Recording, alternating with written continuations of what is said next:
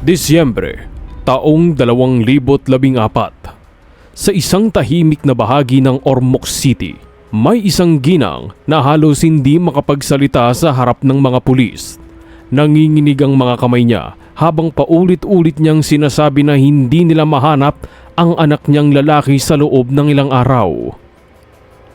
Ang anak na yon ay si Rogelio. Nasa hustong gulang, may sariling pamilya at matagal nang nakabukod. Karaniwan, kahit abala sa trabaho at buhay, sumasagot pa rin ito sa tawag o mensahe, kahit maikli lang. Pero mula sa ilang araw na yon, bigla na lang tumigil ang lahat nang walang reply o walang paramdam si Rogelio.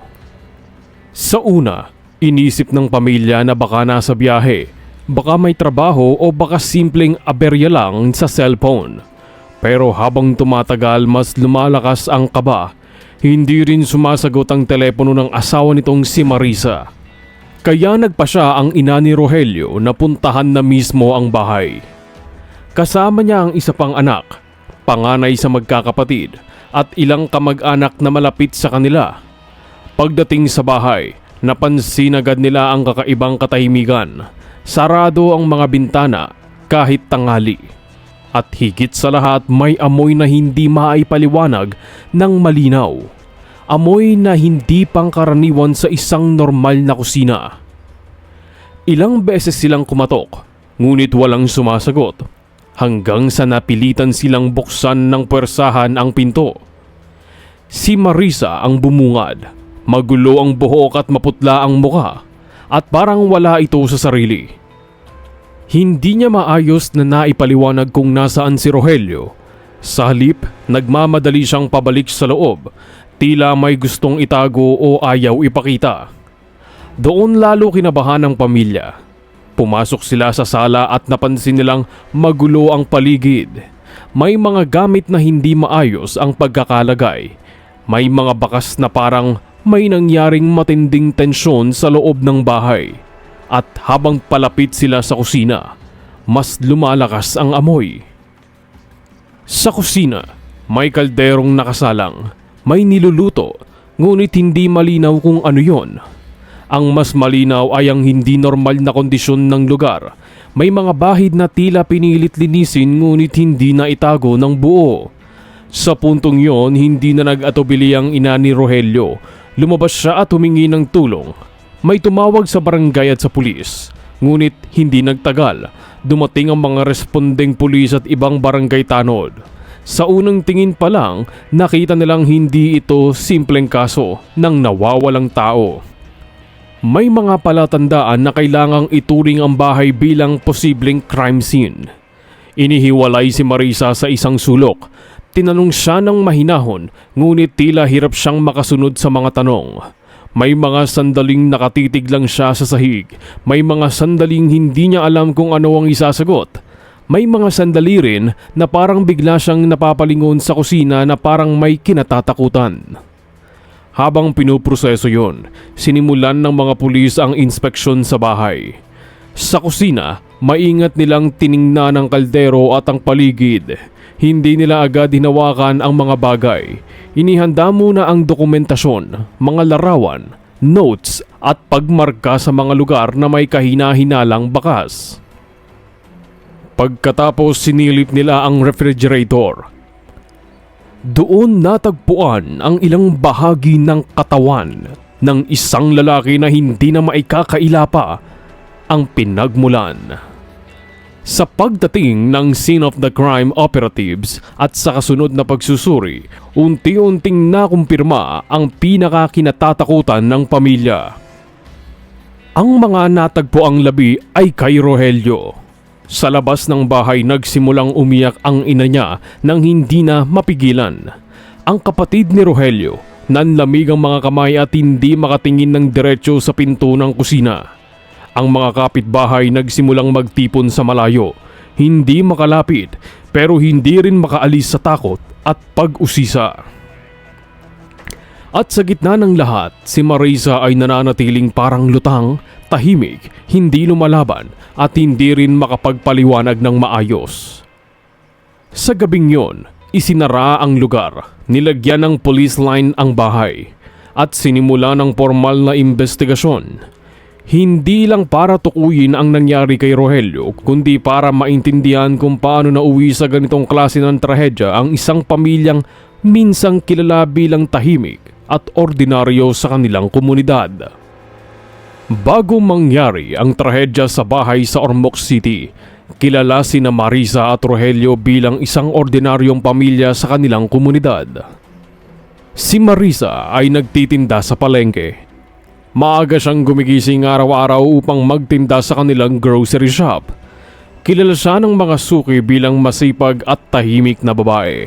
Samantala si Rogelio ay isang kontratista na kumukuha ng maliliit na proyekto sa construction, pagpapaayos ng bahay at paggawa ng bakod.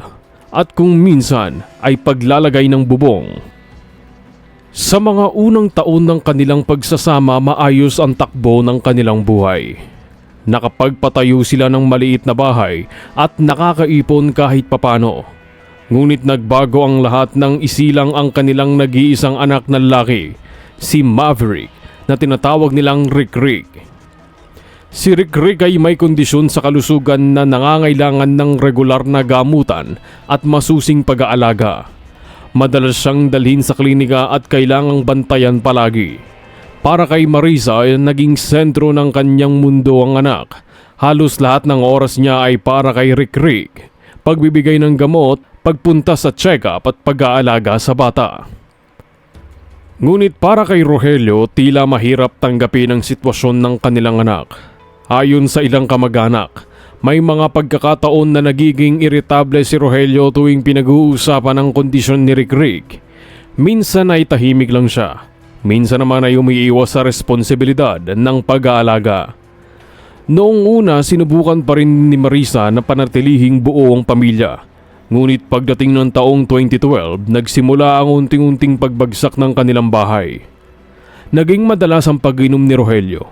Sumunod ang sugal, lalo na ang sabong. Sa halip na pumasok sa trabaho, mas madalas na siyang makita sa sabungan o sa mga inuman kasama ang mga kakilala. Unti-unting naubos ang kanilang ipon dahil sa pabago-bagong trabaho at pag-aaksaya ng pera sa bisyo. Nawala rin ang mga proyekto ni Rogelio. Nagsimula silang magkaproblema sa pera, lalo na sa gastusin at sa gamot na pangangailangan ni Rick. Sa kabila nito, nananatiling matatag si Marisa. Siya ang naghanap ng paraan upang mabuhay ang kanilang pamilya.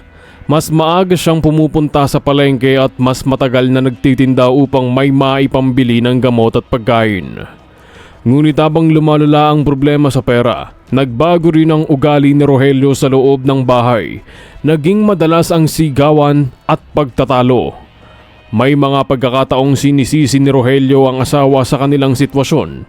Unti-unti ring nagsimulang lumabas ang pisikal na pananakit kay Marisa. Bukod dito, may mga chismis na kumakalat sa kanilang komunidad. May ibang babae umano si Rogelio. May mga kapitbahay na nakakakita sa kanya na may kasama siyang ibang babae sa inuman o sa sabungan. Sa una ay pinili ni Marisa na manahimik. Mas pinili niyang magpakatatag para sa kanilang anak. Ngunit sa loob ng bahay, dahan-dahang nabubuo ang isang mabigat na sitwasyon. Isang pamilya. Sa kabila ng mga problema sa kanilang bahay, patuloy pa ring sinusubukan ni Marisa na panatilihing maayos ang buhay para sa kanilang anak na si Maverick, na tinatawag nilang Rick. Ngunit isang gabi ang tuluyang nagbago sa lahat. Isang gabing muling umuwi si Rogelio na lasing. Ayon sa mga kapitbahay, hindi na bago ang ganitong eksena. Madalas marinig sa kanilang bahay ang sigawan at pagtatalo tuwing gabi. Sa pagkakataong yon, lumala ang sitwasyon. Nagkaroon muli ng mainit na pagtatalo ang mag-asawa. Sa gitna ng galit, sinaktan ni Rogelio si Marisa. Sa takot at pagod sa paulit-ulit na pangyayari, napilitan si Marisa na tumakas sa bahay upang humingi ng tulong sa isang kamag-anak na nakatira lamang sa kalapit na barangay. Iniwan niya si Rick sa bahay dahil mahimbing itong natutulog at umaasa siyang babalik agad si Rogelio sa Katinuan. Ngunit nang bumalik si Marisa kinabukasan upang kunin ang anak, may kakaiba na siyang napansin. Mataas ang lagnat ni Rick. Mahina ang katawan ng bata at hirap itong kumilos. Agad siyang nag-alala at sinubukan itong dalhin sa ospital. Ngunit dahil sa kakulangan sa pera at sa oras na nawala, nahirapan silang makakuha agad ng tulong medikal. Makalipas ang 2 araw, binawian ng buhay si Rick. Ang pagkawala ng kanilang anak ang tuluyang nagpaguho sa mundo ni Marisa. Para sa kanya, ang bata ang tanging dahilan kung bakit siya patuloy na lumalaban sa hirap ng buhay. Ngunit sa isang iglap nawala rin yun. Pagkatapos ng libing, unti-unting nagbago si Marisa. Hindi na siya halos lumalabas ng bahay. Madalas siyang makitang nakaupo lamang sa isang sulok, hawak ang mga gamit ng anak o nakatitig sa mga larawan nito. Samantala, tila walang malaking pagbabago sa buhay ni Rogelio. Ayon sa mga kapitbahay, patuloy pa rin siya sa pag-inom at pagpunta sa sabungan. May mga pagkakataon pang nakikita siyang may ibang kasamang babae. Para kay Marisa, lalo nitong pinalalim ang sugat sa kanyang puso. Unti-unti siyang nawalan ng lakas at gana sa buhay. May mga pagkakataong tila hindi na niya kayang alagaan ang sarili. Dinala siya minsan sa health center upang kumonsulta dahil sa kanyang kondisyon. Binigyan siya ng ilang gamot upang makatulong sa kanyang pinagdadaanan. Ngunit dahil sa kakulangan ng pera at suporta, hindi niya na ipagpatuloy ang gamutan sa mga sumunod na buwan. Unti-unting lumala ang kanyang kalagayan. Ang sakit ng pagkawala ng anak, ang matagal na pang-aabuso at ang kawalan ng pag-asa ay nagsimulang mag-iwan ng malalim na marka sa kanyang isip. Sa loob ng bahay na minsang puno ng pangarap para sa kanilang anak, dahan-dahang nabuo ang isang trahedyang hindi inaasahan ng sinuman. Sa loob ng kanilang bahay, nanatili ang mga gamit ni Rick, ang maliit na kama, ang mga laruan, ang ilang damit na hindi na niya nagawang itabi. Para kay Marisa, tila doon pa rin umiikot ang kanyang mundo. May mga pagkakataon ding nakikita siya ng mga kapitbahay na nakikipag-usap sa larawan ng bata na tila ba umaasang sasagot ito. Sa kabilang banda, hindi nagbago ang kilos ni Rogelio. Sa halip na tulungan ng asawa na makaahon sa lungkot, lalo pang lumala ang kanilang pagsasama.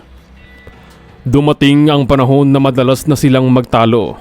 Sa bawat pagtatalo, paulit-ulit na binabanggit ni Rogelio ang mga salitang lalong nagbibigay ng hinanakit sa damdamin ni Marisa. Unti-unti, tila nawawala ang kanyang kakayahang mag-isip ng maayos. Hindi na siya makatulog sa gabi. Madalas siyang nagigising na umiiyak. Minsan ay hindi na siya kumakain ng maayos. Sa loob ng bahay, patuloy ang tensyon. At sa bawat gabi na umuwi si Rogelio na lasing, lalo lamang lumalala ang sitwasyon. Hanggang sa dumating ang isang gabi ng Disyembre. Isang gabi na tuluyang magbabago sa kapalaran nilang dalawa at magdadala sa trahedyang ikagugulat ng buong komunidad. Disyembre, taong 2014, muli na namang umuwi si Rogelio na lasing. Karaniwan na ito sa kanilang tahanan, ang pag-uwi niya ng gabi.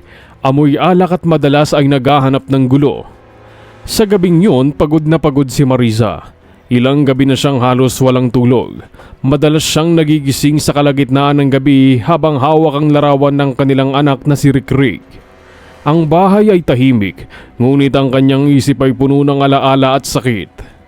Pagpasok ni Rogelio sa bahay, nagsimula muli ang pagtatalo. Ayon sa mga kapitbahay na nakarinig ng sigawan, muling nagkaroon ng mainit na argumento ang mag-asawa. Sa gitna ng galit at pagkalasing, sinaktan ni Rogelio si Marisa. Hindi na bago ang pananakit na yon. Ngunit sa pagkakataong iyon ay tila wala nang natitirang lakas si Marisa upang magpigil. Sa loob ng kusina, habang patuloy ang sigawan, napunta ang tingin ni Marisa sa kutsilyo na nakapatong sa mesa. Sa isang sandaling puno ng galit, sakit at pagod sa lahat ng kanyang pinagdadaanan, kinuha niya ang kutsilyo. Sa sumunod na mga sandali, naganap ang marahas na insidente. Inatake ni Marisa si Rogelio habang ito ay wala ng kakayahang makadepensa dahil sa kalasingan. Sa loob ng ilang minuto, natapos ang buhay ng lalaki sa kanilang sariling kusina. Pagkatapos ng pangyayaring yon, tila tuluyang gumuho ang katinoan ni Marisa. Ayon sa mga investigador, may mga palatandaan na matagal na siyang nasa matinding emosyonal at mental na krisis. Ang pagkawala ng anak, ang matagal na pang-aabuso, at ang tuloy-tuloy na stress ay nagdulot ng matinding pagkasira ng kanyang pag-iisip. Sa halip na tumawag ng tulong o tumakas, nanatili siya sa loob ng bahay. Sa kalituhan at pagkawala sa katinoan, ginawa niya ang mga bagay na hindi maipaliwanag ng malinaw. Ang mga pangyayaring yon ang nagbunga ng karumal-dumal na eksenang kalaunan ay madidiskubre ng pamilya ni Rogelio. Ang kalderong may niluluto sa kusina at ang mga bahagi ng katawan na itinago sa refrigerator. Ilang araw matapos ang insidente, nang dumating ang ina at kapatid ni Rogelio upang hanapin siya, doon nila natuklasan ang trahedya. Matapos madiskubre ang nangyari sa bahay ni Rogelio at Marisa sa Ormoc City, agad na dinala si Marisa sa presinto upang imbestigahan. Sa mga unang oras ng pagtatanong, napansin ng mga pulis na hindi normal ang kanyang kalagayan. May mga pagkakataong tahimik lang siyang nakaupo at nakatitig sa sahig. May mga sandaling hindi niya maintindihan ang mga tanong o hindi niya maayos na maalala ang nangyari. Kalaunan, isinailalim siya sa pagsusuri ng mga psychiatrist. Sa ulat ng mga doktor, malinaw na si Marisa ay dumaranas ng matinding psychological breakdown.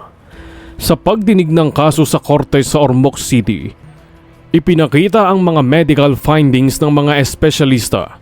Kinilala ng hukuman na naganap ang krimen, ngunit may malinaw na indikasyon na si Marisa ay nasa kalagayang hindi na niya ganap na kontrolado ang kanyang mga kilos sa panahon ng insidente. Dahil dito, hindi siya ikinulong, kundi inilagay siya sa isang pasilidad upang mabigyan ng tamang gamutan habang nagpapatuloy ang legal na proseso. Para sa pamilya ni Rogelio, nananatiling mabigat ang pangyayari. Isang anak ang nawala, at ang kanyang pagkawala ay nauwi sa isang trahedyang mahirap tanggapin. Sa komunidad, matagal na pinag-usapan ang kaso. Para sa ilan, nagsilbi itong paalala sa responsibilidad ng isang magulang at asawa upang mapanatiling buo ang pamilya sa kabila ng mga pagsubok at problema. Sa isang tahimik na silid sa pasilidad kung saan siya ginagamot, madalas makita si Marisa na nakaupo sa isang sulok. Sa kanyang mga kamay, hawak niya ang isang lumang larawan ng kanyang anak na si Rick, ang tanging alaala ng buhay na nawala sa kanya. Sa huli, ang kasong ito ay nagpapakita kung gaano kalalim ang pag-ibig ng isang ina sa kanyang anak at gaano kalalim ang sugat na maaaring idulot ng pagkawalay sa isa't isa.